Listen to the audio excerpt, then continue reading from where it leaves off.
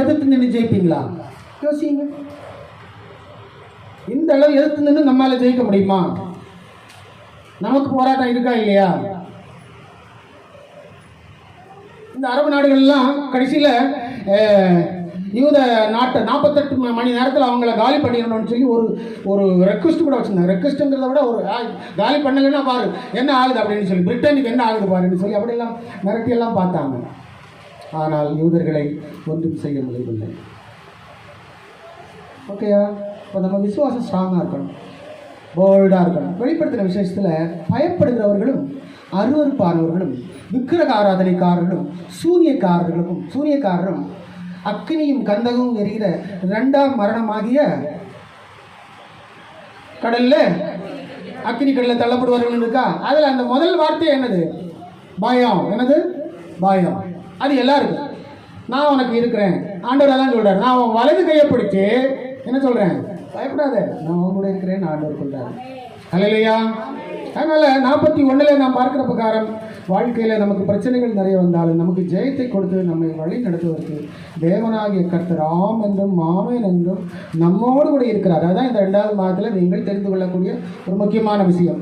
உன் தேவனாக இருக்கிற கர்த்தராகிய நான் உன் வலதுகையை பிடித்து பயப்படாதே, நான் உனக்கு துணை நிற்கிறேன் என்று சொல்லுகிறேன் அப்படின்னு சொல்கிறேன். ஆண்டவர் நமக்கு துணையாக இருந்தால் பெரிய ஆசீர்வாதம் நமக்கு உண்டாகும். ஆனால் நமக்கு விசுவாசம் தான் வேணும். விசுவாசத்தை பற்றி நம்ம புரிஞ்சுக்கிறதுக்கு ஒரு விஷயம் இருக்கிறது. விசுவாசம் உங்களுக்கு நான் நாகமானை குறித்து ஒரு 3 வாரத்துக்கு முன்னாடி எடுத்தேன்னு நினைக்கிறேன். நாகமான் அங்கிருந்து புறப்படுறாரு. சீரியாவிலிருந்து இஸ்ரேலுக்கு அவர் வரணும். சீரியாவிலிருந்து இஸ்ரேலுக்கு வரணும்னா 200 கிலோமீட்டர், கிட்டத்தட்ட 200 கிலோமீட்டர். அவங்களுக்கு ஒரு 5 நாள் நடைபாதைன்னு அதுக்கு அர்த்தம். 5 நாள் நடப்பாங்க. 5 நாள் யாரை தேடி வரணும்? எலிசாவை தேடி வரணும். அப்போ 5 நாள் நடந்தே வராரு மனுஷன். இப்போ ஒருத்தங்கிட்ட ஒரு 2 கிலோமீட்டர் நடக்க சொன்னால் நடக்க மாட்டான். சரிதானே? நடக்கவே மாட்டான். பால் வாங்கி வாடான்னு சொன்னால் கூட என்ன பண்ணுவாங்க? பைக்கை கேட்பான், கொடுறா பைக் அப்படின்னு சொல்லி. பைக்கை கொடுத்தா வாங்கிட்டு வரேன் அப்படின்பா. சரி, அது போட்டோம், அப்படியே பண்ணட்டும். அப்போ அந்த 5 நாள் நடையாய் அவர் வந்து வராரு. வரும்போது என்ன எடுத்து வந்தார்? யோசிங்க. என்ன கொண்டு வந்தார்? 235 கிலோ வெள்ளி, 70 கிலோ தங்கம், ப்ளஸ் சாப்பாடு, ப்ளஸ் ட்ரெஸ். யாருக்கு கொடுக்கறதுக்காக? எலிசாவுக்கு கொடுக்கறதுக்காக. இதுல இருந்து நீங்க ஒரு விஷயம், ஒரு பாயிண்ட் நான் உங்களுக்கு சொல்றேன். என்ன குஷ்டரோகம் சரியாச்சுதா? குஷ்டரோகம் சரியாகிறதுக்கு முன்னாடி இதெல்லாம் தூக்கிட்டு வரணுமா?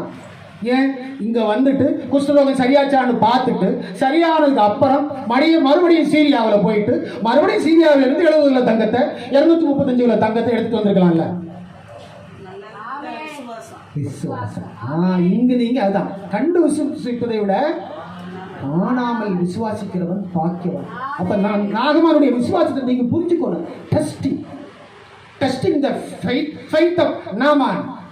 எஸ், இப்படிதான் நம்ம விசுவாசம் இருக்கணும். கொடுப்பார், கிடைக்கும். இப்ப நம்புறீங்களா?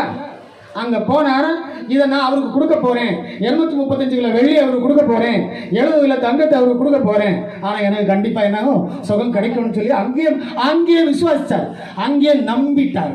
நம்பி எல்லாத்தையும் பேக்கிங் பண்ணி கொண்டு வந்தார். அதை ஆண்டவர் பார்த்தார். அல்லையா? அதை மனுஷங்களும் யோசிப்பா. கூட வந்தவங்கள யோசிச்சாடா, இவ்வளோ அள்ளிட்டு போறாரு, அங்கே ஏதோ ஒரு தீர்க்கதரிசி இருக்கிறாரா, ஏதோ சின்ன பொண்ணு சொல்ல கேட்டு இவ்வளோ தூரம் போறாரு, என்ன ஆகுதோ, சரி போவோம், நாம ஏதாவது சொன்ன இவர் ஏதாவது நம்ம திட்ட போறாரு, அதனால அந்த தங்கத்தை எல்லாம் அள்ளி வச்சவன் அப்படி யோசிச்சிருப்பான். ஆனா நாகமானுடைய உள்ள எப்படி தெரியுமா? சரியாகும் அப்படின்னு. அப்ப ஒரு விஷயம் கிடைப்பதற்கு முன்பதாகவே கொடுக்க வேண்டிய விஷயத்துல நாகமான் முந்திக்கிட்டார். ஆனா எலிசா வாங்கினாரா? ஹல்லேலூயா. எலிசா வாங்க, அது அவருடைய இது. ஓகே, அது எலிசாவுடைய இன்னும் ஒரு சீரிய தன்மை என்று சொல்லலாம். இதுதான் விசுவாசம். விசுவாசத்தில் நாம் வாழ்கின்ற ஒரு நிலைமை. எப்பவுமே நமக்கு ஒரு பிரச்சனை வரும்போது நாகமான நீங்கள் நினச்சிக்கிடுங்க, நாகமான் ஞாபகம் இருக்குமா? அதனால அந்த நாகமானுடைய விசுவாசம் என்பது பெரிய விசுவாசம். கிமு 880 அப்படி ஒரு ஆளா சுகம் உண்டாவதற்கு முன்னமே பரிவாரங்களுடன் நாகமான் கடந்து வந்தாரே, என்ன பெரிய ஆச்சரியம் தெரியுமா? என்ன பெரிய ஆச்சரியம்! ரொம்ப ஆச்சரியம். அதனால் கிடைக்கும் அப்படின்னு சொல்லி நாம் என்ன செய்ய வேண்டும்? நம்பி காத்திருக்க வேண்டும், வாழ வேண்டும். அப்போ தான் நமக்கு எல்லா நன்மைகளும் நம்முடைய வாழ்க்கையில் ஓடி வரும். ஓகேங்களா? கர்த்தர் நம்மை நினைத்திருக்கிறார். சங்கீதம் 115:12 தாவீது சொல்லும்போது அப்படி சொல்கிறார், கர்த்தர் நம்மை நினைத்திருக்கிறார். எடுத்துக்கொள்வோமா?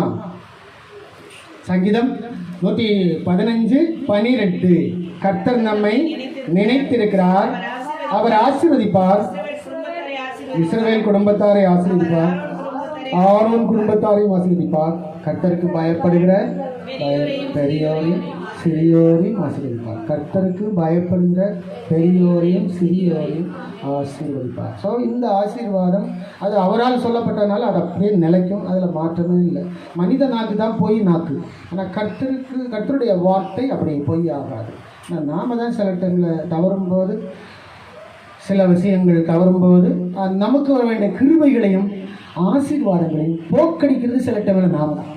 நம்முடைய மீறுதல்கள், நம்முடைய செயல்பாடுகள், அது நம்முடைய அந்த கிருபைகளையும் அன்பையும் அந்த ஆசீர்வாதங்களையும் போக்கடிக்கிறது சில வேளைகளில் நம்முடைய அந்த மனநிலை, நம்முடைய டிஸ்ஒபீடியன்ஸ், நம்முடைய கீழ்ப்படியாமை, நம்முடைய ஒரு அறிவீனம், இவைகள் உண்டாகிறபடினால தான் சில ஆசீர்வாதங்கள் நமக்கு தடைப்பட்டு வேறொரு இடத்துக்கு போயிடும்.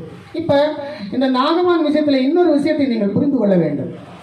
கர்த்தரால் நாகமானுடைய குஷ்டரோகத்தை அந்த ஆற்று தண்ணி, யோர்தான் ஆற்று தண்ணியில் அப்படியே விடவும் தெரியும், தண்ணியில் தானே போச்சு.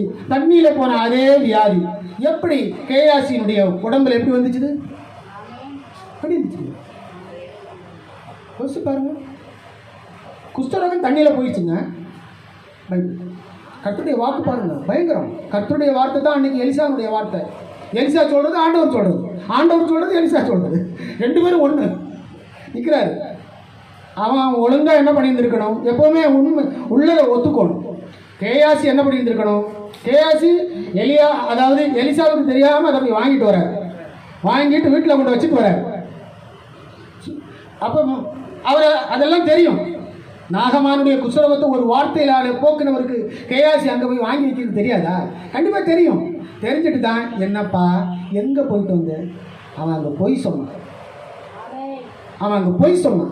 பொய் சொல்லக்கூடாது. கர்த்தருடைய பிள்ளைங்கிட்ட பொய் சொன்னான். அதுவும் அது ஒரு என்ன பிரச்சனை? மான பிரச்சனை ஆகி போச்சு எலிசாவுக்கு. என்ன பிரச்சனை? நான் வேண்டான்னு கூட இந்த வேலைக்காரன் பாரு நம்ம வார்த்தையை மீறிட்டானே அப்படின்னு அது ஒரு மான பிரச்சனை. இப்போ என்ன மாதிரி ஆளாண்டு என்ன பண்ணுவேன் தெரியாமல் வாங்கிட்டாங்க, 70 கிலோ வாங்கிட்டேன், வீட்டில் தான் இருக்குது, என்னை மன்னிச்சுடுங்க அப்படின்னு நான் கொண்டு போய் கொடுக்குறேன் அப்படின்னு சொல்லியிருப்பேன். நானாக வந்து அப்படி சொல்லிட்டு இருப்பேன். ஒருவேளை நீங்களும் இருந்தாலும் அப்படி தான் சொல்லி தெரியாமல் 70 கிலோ தங்கம் இல்லை, சரி நான் வாங்கிட்டு வந்துட்டேங்க, தெரியாமல் மன்னிச்சுடுங்க அப்படின்னு மன்னிப்பு கேட்டுங்கன்னா கேயாசியை எலிசா மன்னிச்சு விட்டுருப்பாரு. ஆனால் கேயாசி மறுபடியும் அங்கே என்ன சொன்னாப்புல? பொய் சொன்னாப்புல. அதுதான் முதல்ல செஞ்சது தப்பு, அதை ரெண்டாவது செஞ்சது அதோட தப்பு. அதுதான் இப்படி தான் நிறைய பேர் என்ன பண்ணுறாங்க, மாட்டிக்கிறாங்க ஆண்டவர்கிட்ட. உடனே கேயாசி என்ன சொன்னார்? எலிசா என்ன சொன்னார்? நாகமானுடைய குஷ்டரோகம் உன்னையும் உன் குடும்பத்தையும் பிடிச்சிருக்கோம். ஐயோ, அந்த தண்ணியில் போன அந்த குஷ்டரோகம் உடனடியாக அவனுக்கு வந்து நாங்கள் பைபிள் சொல்லுதுங்க. அப்பா பயங்கர பவருங்க அது கர்த்தருடைய வார்த்தை. இப்போ ஆசீர்வாதம் வர்றதுக்கும் சாபங்கள் வர்றதுக்கும் யார் காரணம்? அவங்கவுங்க தான் காரணம். ஆசீர்வாதம் வர்றதுக்கு நாகமான் காரணமாக இருந்தான். அவனுடைய விசுவாசம் சரியாக இருந்துச்சு, அவன் ஜெயம் பெற்றான். சாபம் வர்றதுக்கு கேயாசி காரணமாக இருந்தான். அவனுடைய கீழ்ப்படிதல், அவனுடைய பொய், அவனுடைய அடங்காமை அவனுக்கு சாபத்தை கொண்டு வந்தது. நல்லா புரிஞ்சுக்கிடுங்க. இந்த இடத்துல நீங்கள் இந்த ரெண்டு பேரையும் புரிஞ்சுக்கிடுங்க. ஜெயம் எப்படி வரும்? துணை எப்படி வரும்? அன்பு, கீழ்ப்படிதல், கர்த்தருக்கு முன்பாக சீரிய நிலையில் நின்று வாழ்தல், மனதை ஆண்டவருக்கு முன்பாக நிலை நிறுத்திக் கொள்ளுதல். ஆமாம், இதெல்லாம் ரொம்ப முக்கியம். புரியுதா? இப்போ ரெண்டு பேரும் தானே காரணம். என்ன கேயாசிக்கு குஷ்டரோகத்தை கொடுக்கணும்னு சொல்லி ஆண்டவர் நினைச்சாரா? இல்லை. நாகமானுக்கு சுகத்தை கொடுக்கணும்னு ஆண்டவர் நினைச்சாரா? இல்லை. நாகமா வந்தா, அந்த சின்ன பொண்ணு சொன்னதை கேள்விப்பட்டு ஓடி வந்தார். அவ்வளவு விசுவாசத்தோடு ஓடி வந்தார். இப்படி தாங்க நம்முடைய வாழ்க்கையை நம்ம ரன் பண்ணணும். பைபிளோடு கூட ஒத்து போகணும், வேதத்தோடு கூட ஒத்து போகணும், இயேசுப்பாவோடு கூட ஒத்து போகணும், அவருடைய அன்போடு கூட ஒத்து போகணும். எல்லாம் அவருடைய அன்பில், அவருடைய ஐஸ்வர்யத்திலே, அவரிடத்திலே, அவருடைய நம்பிக்கையில் நம்ம ஒத்து போனோம்னா, ஒத்து போயிட்டே இருக்கணும். ஒத்து போனோம்னா நமக்கு வாழ்வு சிறப்பு தாங்க. கர்த்தர் ஆசீர்வதிப்பார். ஹல்லேலூயா. அதனால இந்த புதிய மாதத்திலே கர்த்தருடைய கிருபை நமக்கு உண்டாகிறதாக தேவனாகிய கர்த்தர் நமக்கு துணையாக இருக்கிறார், ஜெயமாக இருக்கிறார், நமக்கு ஆசீர்வாதமாக இருக்கிறார். இஸ்ரவேலே கர்த்தரை நம்பு, அவரே அவர்களுக்கு துணையும் கேடயமாக இருக்கிறார். கர்த்தர் நம்மை நினைத்திருக்கிறார், ஆசீர்வதிப்பார். இஸ்ரவேல் குடும்பத்தாரை ஆசீர்வதிப்பார், ஆரோன் குடும்பத்தாரை ஆசீர்வதிப்பார். கர்த்தருக்கு பயப்படுகிற பெரியோரையும் சிறியோரையும் ஆசீர்வதிப்பார். God bless you all. Thank you all.